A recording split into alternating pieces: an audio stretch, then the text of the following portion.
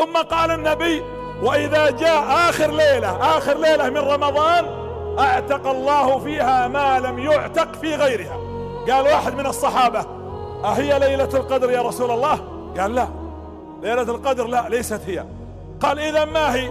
قال: إنما يوفى العاملون أجرهم في آخر عملهم.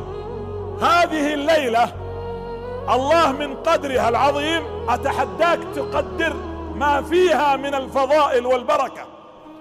ولذلك قال: وما أدراك ما ليلة القدر. ما تدري أنت، ما تعرف قدرها.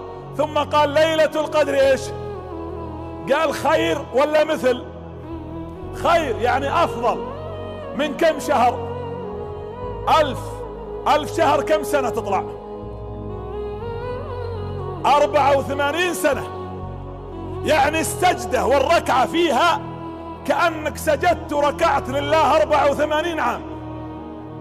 الدمعة في ليلة القدر كأنك بكيت 84 سنة من خشية الله.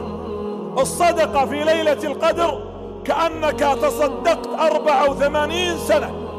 يا جماعة فضل، من يضيع ذا الفضل؟ لو قال لك مديرك الآن، أعلن الآن الديوان الملكي أن كل موظف يداوم بكرة من الصباح إلين الفجر بنعطيه راتب 84 سنة، تروحون ولا لا؟ حتى المتقاعدين يروحون، لأنه يريد الدنيا. يا جماعة الله ماذا يقول؟ يقول: ليلة تصليها إيمانا واحتسابا أعطيك قدر 84 عام، كأنك صليتها وصمتها وقمتها وفعلت كل البر والطاعات فيها، خير من 1000 شهر. طيب وش وصفها؟ تنزل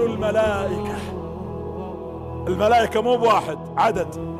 وقيل، شوفوا هذا الكلام ترى مهم، يقولوا العلماء إن الله يصطفي من السماء خلق ومن الأرض خلق.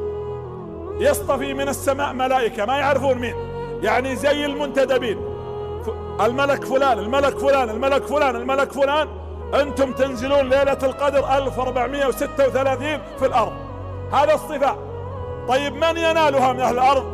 فلان وفلان وفلانة وفلان في أبقاع الأرض من المسلمين ينالون قدرها وبركتها، اللهم اجعلنا منهم.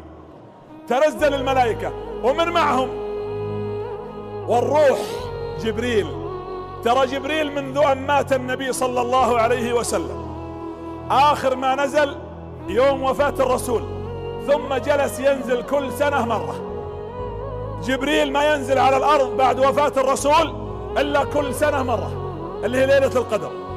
يا جماعة عيب، والله عيب يجي جبريل من السماء يتفقدنا ولا يجدنا.